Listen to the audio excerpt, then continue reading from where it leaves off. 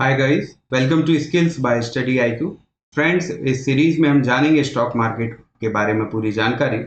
लेकिन stock market में investment से पहले जरूरी है जानना कि आखिर हमें निवेश यानी कि इन्वेस्टमेंट करना ही क्यों है। Why should you invest? So let's imagine a scenario. Mister A and mister B both currently earn 40,000 in a month and their monthly expenses are 30,000 each. We assume that the percentage hike in salary is 10% per annum and expense are rise with 8% per annum. तो हम ऐसा मान के चल रहे हैं कि 40,000 की सैलरी पाने वाले ए और बी यहाँ पर 30,000 के एक्सपेंस के साथ हर साल 10% का राइज सैलरी में पाते हैं और 8% एक्सपेंस में भी राइज हो रहा है। तो इस सिनेरियो के साथ देखते हैं कि 10 साल बाद दोनों के इन्वेस्टमेंट पर क्या इफेक्ट पड़ेगा। सो सिनेरियो में हम देख सकते हैं कि फर्स्ट ईयर की जो सैलरी होगी वो होगी 4,80,000, नेक्स्ट ईयर 5,28,000 और इस तरीके से सैलरी में रहेगा इंक्रीमेंट दोनों के लिए। 10 साल तक की सैलरी हम यहाँ देख सकते हैं। रिलेटिवली एक्सपेंस भी होगा 3,60,000, 3,88,800 और रिलेटिवली 8% के हाइक के साथ एक्सपेंस भी बढ़ रहा है। साथ ही साथ एक्सपेंस और सैलरी बढ़ने से सेविंग पर भी इफेक्ट पड़ेगा। पहले साल सेविंग है 1,20,000 की, सो नेक्स्ट ईयर 1,39,200 और सो ऑन। तो इस तरीके से आपके पास इनकी सैलरी, सेविंग और एक्सपेंस है। बट ए ने जो सेविंग है बस उसको ही कंसीडर किया है। ए ने इसके अलावा अपनी सेविंग का कुछ नहीं किया। मीन्स ए इस पैसे को अपने पास रखता जा रहा है और इससे एक और प्लस बनाना चाहता है 10 साल बाद। साथ ही साथ जो बी है उसने बहुत ही स्मार्टली एक इन्वेस्टमेंट टूल लिया और जो उसको ईयरली 12% का रिटर्न देता है। सो बी का जो रिटर्न है वो ए के रिस्पेक्ट में आप देख सकते हैं बहुत ही तेजी से बदल रहा है ईयर ऑन ईयर। और after 10 years mister A get 24,34,801, but Mr. B at the same time gets 42,75,806 rupees. It means Mr. B earned more than Mr. A with the difference of 18,41,000. तो यहाँ पर जो बी है एक smartly investment process के through 75% ज़्यादा return कमाता है, ज़्यादा रिटर्न बनाता है। तो ये तो एक सिंपल वे में हमने समझा कि अगर हम एक प्रॉपर इन्वेस्टमेंट टूल चुनते हैं तो किस तरीके से हम अपने पैसों को बढ़ा सकते हैं। लेकिन आखिर और भी तो कुछ फ़ायदे होंगे, तो आगे देखते हैं हमें और क्या फ़ायदे। तो अगर आप एक बहुत ही अच्छा इन्वेस्टमेंट करते हैं तो आने वाले टाइम में एक लंबे टाइम बाद आप वेल्थ क्रिएट करेंगे। क्यों? क्योंकि आपका जो इन्वेस्टेड मनी है वो आपके लिए काम करता है। जी हाँ, जब आप सो रहे होंगे तब भी ये आपके लिए अर्न कर रहा होगा। तो एक प्रॉपरली इन्वेस्टेड प्लान में आपका मनी धीरे धीरे रात और दिन ग्रो करता है।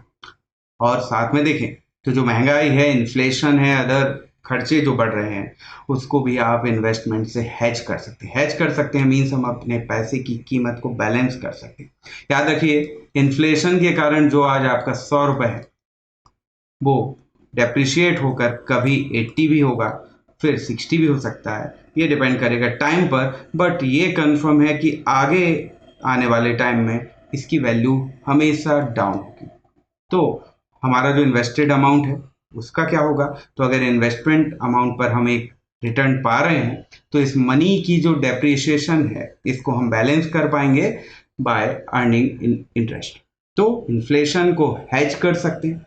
नेक्स्ट जो सबसे अच्छा बेनिफिट है हमारे फाइनेंशियल गोल्स। आपकी लाइफ के कुछ एस्पिरेशन होंगे, हम चाहते हैं, सबकी ख्वाहिश होती है कि हम अपनी फैमिली को अच्छा घर, बच्चों को अच्छी एजुकेशन, लग्जीरियस लाइफ दें और जो भी पॉसिबल होगा हम लाइफ में अचीव करें। आपको कार लेना है, आपको घर लेना है, एजुकेशन, सेविंग, फ्यूचर, बच्चे का करियर डिसाइड करना है। बहुत सारी चीज़ें हैं जो हमारे ड्रीम होते हैं। इसको पूरा करने के लिए हमें चाहिए पैसा और उस पैसे के लिए हमें पैसे को लगाना पड़ेगा काम पर और वो होगा बाय इन्वेस्टमेंट। सो इन्वेस्टमेंट से आप वेल्थ बना सकते हैं, इन्फ्लेशन हैज कर सकते हैं, गोल्स को अचीव कर सकते हैं और सबसे इम्पॉर्टेंट आप यहाँ पर अपनी फाइनेंशियल सिक्योरिटी अचीव कर सकते हैं। याद रखिए, रिटायरमेंट के टाइम आपको पैसों की भी ज़रूरत होगी और अपनी बेसिक नीड्स को पूरा करने के लिए, साथ ही साथ हेल्थ के लिए। याद रखिए, मैं नहीं चाहता कि आपको कभी कोई बुरा फेज देखना पड़े, लेकिन लाइफ की जो हार्श रियलिटी है, एज के साथ हमें हेल्थ इश्यूज होंगे और उसके लिए हमें जो मेडिकल का खर्चा होगा, आपकी दवाइयों का खर्चा है, आपके अदर एक्सपेंसेस हैं, उसको मैनेज करना होगा। तब आपके लिए डायरेक्ट एक अर्निंग सोर्स नहीं होगा। लेकिन अगर आपने प्रॉपर इन्वेस्टमेंट किया है तो आप एक फाइनेंशियल सिक्योरिटी अचीव करेंगे। आपको उस एज में भी पैसों के लिए परेशान नहीं होना पड़ेगा। तो हम देख सकते हैं प्रॉपर इन्वेस्टमेंट कितने बेनिफिट लेके आता है। लेकिन अगर हम इन्वेस्टमेंट करना जान चुके हैं तो इन्वेस्टमेंट करना कहाँ है? So where to invest? So first decide your risk profile. याद रखिए, इन्वेस्टमेंट का रिस्क से डायरेक्ट रिलेशन है। तो जितना हम रिस्क लेना चाहेंगे उतना आप रिवॉर्ड भी ले सकते हैं। लेकिन इसका मतलब ये नहीं कि रिस्क ही लेते रहें। रिस्क को आपको मैनेज करना है, क्योंकि अगर आपने रिस्क में थोड़ी सी भी गलती की, आपका सारा इन्वेस्टेड अमाउंट, सारी मेहनत की कमाई एक दिन में खत्म हो सकती है। तो रिस्क प्रोफाइल के बेस पर हम दो कैटेगरी में इन्वेस्टर्स को बांट सकते हैं। फर्स्ट वन इज कंजर्वेटिव और सेकंड वन एग्रेसिव। सो अगर आप चाहते हैं आपका पैसा सेफ हो, धीरे धीरे ग्रो करे, लेकिन आप रिस्क नहीं लेना चाहते हैं, रिस्क फ्री होना चाहते हैं, तो आप एक कंजर्वेटिव इन्वेस्टर हैं। ऐसे लोग फिक्स्ड इनकम इंस्ट्रूमेंट में इन्वेस्ट करते हैं। साथ ही साथ ऐसे इंस्ट्रूमेंट में इन्वेस्ट कर कर ईयरली 7 to 9% का रिटर्न भी अचीव करते हैं। But sometimes it fails to overcome inflation, because inflation time के साथ अपने रेट से कभी कभी ज़्यादा भी हो जाता है। सो समटाइम्स ऐसा होता है कि हम अपने रिटर्न पर इन्फ्लेशन को बीट नहीं कर सकते, बट यहाँ आपका पैसा ग्रो तो करेगा।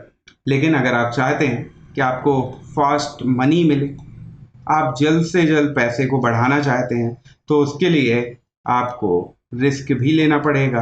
अगर आप रिस्क लेने के लिए तैयार हैं तो आपको रिस्की बट हायर इंस्ट्रूमेंट चुनना पड़ेगा। लेकिन इसका फ़ायदा भी है।